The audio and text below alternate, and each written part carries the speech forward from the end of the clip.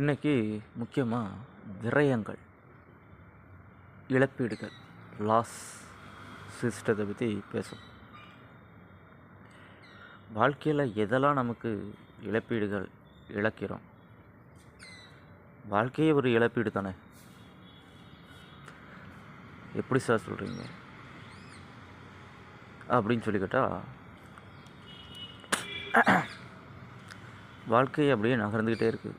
முதுமை வந்துக்கிட்டே இருக்குது. இளமை இழந்துக்கிட்டே இருக்கும். உண்மை தானே? அப்போது இழப்பீடுகள் தானே, எதுவும் நிலைத்தன்மையற்றது தானே. அந்த நிலைத்தன்மையற்றத்தில் நிலையானதை நம்ம தேடிக்கிட்டு இருக்கிறது மிகவும்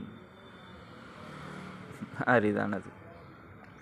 இங்கே நிலைத்தன்மை என்பது கிடையாது. எல்லாருமே பிறக்கிறோம், இறக்குறோம், அவ்வளோதான். அப்போது இந்த இடத்துல நமக்கு நிலைத்தன்மைங்கிறது கிடையாது. லாஸிங் சிஸ்டம் தான் எல்லாமே. சின்ன வயசுலேருந்து பிறக்கிறோம், எந்திக்கிறோம், வளர்கிறோம், கொஞ்சம் கொஞ்சமாக வளர்கிறோம். வாழ்க்கை அப்படியே கரைஞ்சி போகுது. வாழ்க்கையும் இழக்கிறோம், வைக்கிறோம். இதில் அந்தந்த காலகட்டத்தில் தனக்கான வாழ்க்கையை சரியான முறையில் வாழ்கிறவங்க மட்டும்தான்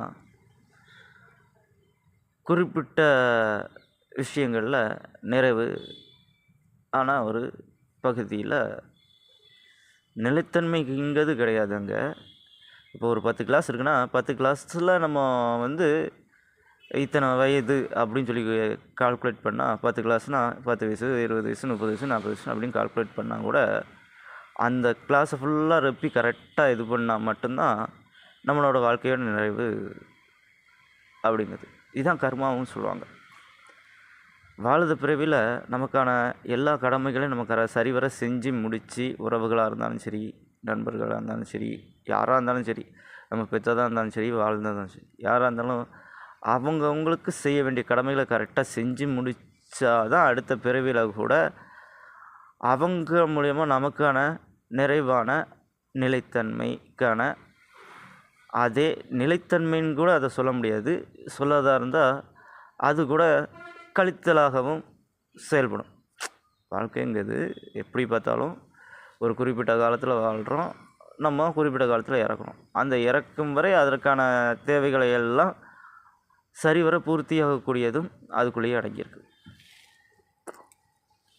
இந்த தகவல் எல்லா மக்களுக்கும் தெரியாது. லாஸிங் சிஸ்டம், இழப்பீடுகள். இந்த இழப்பீடுகள் எல்லாத்துக்குள்ளே இருக்குங்க, ஒரு விஷயத்துக்குள்ளே இல்லை. ஒரு விளைச்சல் பண்ணால் கூட அதை அறுவடை செய்து அந்த அறுவடை செய்யும் கூட அதுலேருந்து இழப்பீடுகள் உருவாகுது. ஏன்னா அதற்கும் இதற்கும் இருக்கக்கூடிய தொடர்புகள் துண்டிக்கப்பட்டு அது நமக்கான தேவைகளை பூர்த்தி ஆகக்கூடிய ஒரு. இப்போ காதலிக்குள்ள இழப்பீடுகள் அப்படின்னா அவங்களுக்கான வாழ்க்கையை சரிவர வாழ்ந்து சரிவர நிவர்த்தி பண்ணும்போது மட்டும்தான். இந்த நிவர்த்திங்கிற வார்த்தைகள் கேள்விப்பட்டிருப்பீங்க. இந்த நிவர்த்திங்கிற வார்த்தைகள் ஒருத்தருக்கு ஒருத்தர் திருமணம், பந்தம் அப்படின்லாம் உறவாகி அதற்கான வாழ்க்கைகளை சரிவர வாழ்ந்து நிவர்த்தி பண்ணால் மட்டும்தான் அந்த இழப்பீடுகள் கூட சரிசமம் செய்யப்படுகிறது. நல்லா தெரிஞ்சுக்கணும், வாழ்க்கையே ஒரு இழப்பீடுகள் தான். அது இழப்பீடுகளோடு சரிசமம் செய்யப்படுவதும் அதுக்கு தகுந்த மாதிரி. கணவன் மனைவிகள், குழந்தை குட்டிகள், எல்லாத்துக்காகவும் நமக்கான வாழ்க்கைகளை சரிவர நம்ம வாழ்ந்து அதற்கான நிவர்த்தியை நம்ம சரியாக பண்ணும்போது மட்டும்தான் அந்த இழப்பீடுகள் கூட நமக்கு அடுத்த பிறவியில் கூட அவர்களுக்கான சரிவர செய்யும் விஷயங்களையும் செய்து கொடுத்து அதற்கான வரவுகளை பெற்று அதற்கான நிவர்த்திகளை அவர்களும் நமக்கான செய்யக்கூடிய வேலைகளை கரெக்டாக செய்யற மாதிரியும் நமக்கான அடுத்த பிறவியிலும் அதுக்கான தேவைகளை சரிவர பூர்த்தி பண்ணதுமான ஒரு முக்கியமான விஷயங்க அது. எல்லாருமே லாஸு அப்படிம்பீங்க. நமக்கு எதுவுமே தங்க மாட்டேங்குது, வரவு வர மாட்டேங்குது, வரவு தங்க மாட்டேங்குது, இப்படிலாம் சொல்லிகிட்டு இருப்பீங்க. இதுக்கான முக்கியமான காரணங்கள் என்னென்னா, நம்ம சரிவர சிலருக்கான செய்ய வேண்டிய கடமைகளை செய்யாத போது நமக்கான வரவுகளும் தாமதப்படும். சரி, இந்த பிறவியில் செஞ்சுட்டா அடுத்த பிறவியில் கிடைக்கும்னா, இந்த பிறவியில் நான் அப்போ எப்படி தான் நான் இதை வந்து சரி பண்ணது சார், இதை சரி பண்ண சொல்யூஷனே கிடையாதா அப்படின்னு கேட்டால், இந்த பிறவியில் நீ செய்ய வேண்டிய கடமைகளை நீ கரெக்டாக செய்தால் அடுத்த பிறவியில் உனக்கான விஷயங்கள் சரிவர கிடைக்கும். இந்த பிறவியிலும் நம்ம சரிவர செய்யாமல் பிறருக்கான விஷயங்கள் கிடைக்க நம்ம வந்து சரிவர நடக்கலைன்னா அதுக்கான விஷயங்கள் கிடைக்காது.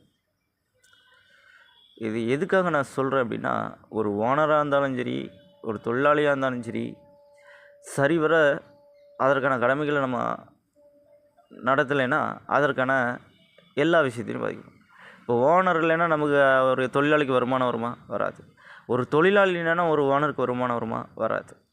ஏன் வராது? தொழிலாளி இல்லைன்னா அந்த வியாபாரத்தை நடத்த முடியாது.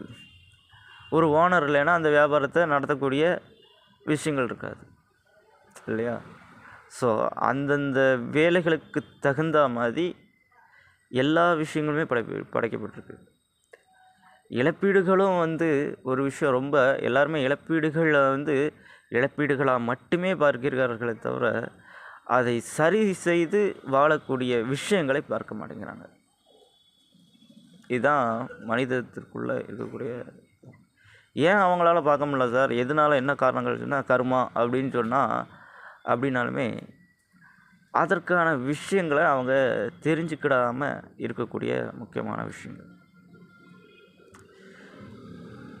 சரி செய்யக்கூடிய விஷயங்களை கண்டறியாமல் விட்ட விஷயங்களில் தான் பல பேர் இழப்பீடுகளாக இருக்காங்க.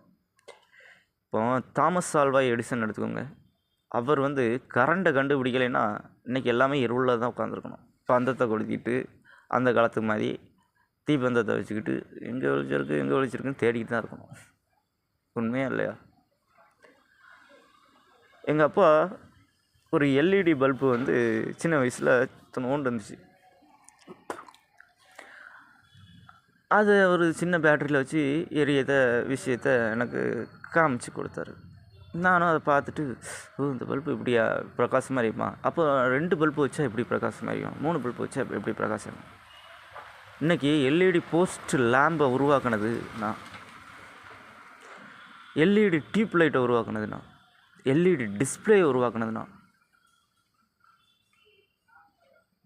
இந்த சைனா கண்ட்ரியில் இன்றைக்கி எல்இடி டிஸ்பிளே, இன்றைக்கி டிஜிட்டல் போர்டு, எல்இடி போர்டு இருக்குது அப்படின்னா அதெல்லாம் உருவாக்குனது நான்.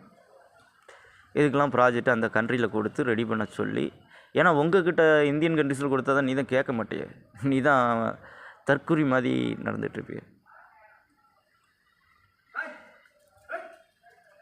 தன் இனத்தை தான் மதிக்காத மாதிரி கேவலப்படுத்தி இது பண்ணுவிய. அதனால் மதிக்கத்தக்க மனிதர்கள் நிறைய பேர் இருந்தாங்க, நிறைய கண்ட்ரிஸ் இருந்துச்சு. அவங்கக்கிட்ட அதுக்கான வேலைகளை கொடுத்து, அதனால தான் அந்த கண்ட்ரிஸ்லாம் வளர்ந்த நாடுகளாக இருக்குது, அமெரிக்கா மற்ற கண்ட்ரிஸ்லாம். ஏன்னா அங்கே மதிக்கத்தக்க மதிப்பை கொடுத்தாங்க.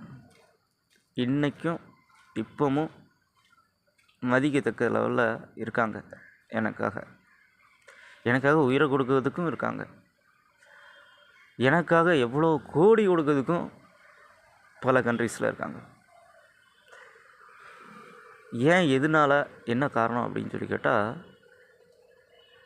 உண்மையாக இருக்கிறது, பிறரை நல்லா புரிஞ்சு கொள்ளக்கூடிய தன்மையில் வாழ்கிறது, பிறரோட அறிவை மட்டுமே மதித்து அதற்கான வேலைகளை செய்கிறது, பிறரை உதாசீனப்படுத்தாத அவர்களோட கண்ணியமான செயல்முறைகளுக்கு மதிப்பளிக்கிறது,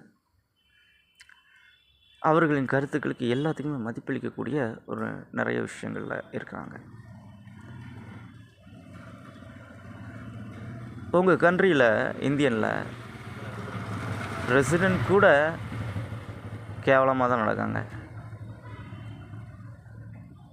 பிரதமர் கூட கேவலமாக தான் இருக்கும். ஆக்சுவலாக அவங்கள பதவியில் உட்காரவே வைக்கலைங்கிற டீட்டெயிலே அவங்களுக்கு தெரியாமல் தான் அவங்க நம்ம பதவியில் இருக்காங்க. இவன் சொல்லுது என்ன, இவன் சொல்லலை, கரண்ட் பிரச்சனை, நீ கரண்ட் பிரச்சனை கரண்ட்டை சாக்கடிச்சு எடுத்துக்கிட்ட அது ஒன்று பேசுண்டா கிடையாது. ஆனால் நீ கரண்ட்டுன்னு சொல்லிட்டு புலம்பிகிட்ருப்ப. ஆனால் உங்களை பதவியிலே உட்கார வைக்கலை அப்படிங்கிற டீட்டெயில்ஸே உங்களுக்கு தெரியாது. உங்கள் கண்ட்ரியோட முதல் ஓனர் யாருங்கிறதே உங்களுக்கு தெரியாது. உங்கள் கண்ட்ரிக்கான டீட்டெயில்ஸ் யாருன்னு தெரியாது. ஏன்னா நான் சொல்லலை, அதுக்கான தகவலையும் நான் கொடுக்கல. அதான் உண்மையான விஷயம். ஏன் கொடுக்கல, எதுக்கு கொடுக்கலங்கிறத ரகசியத்தை ஐக்கிய நாட்டுக்கு மட்டும்தான் தெரியும். உங்களுக்கு அந்த தகவலை சொல்ல மாட்டாங்க. நான் எனக்கு நேரம் இருந்துச்சுன்னா சொல்கிறேன். இப்போ எனக்கு நேரம் இல்லை, அப்புறம்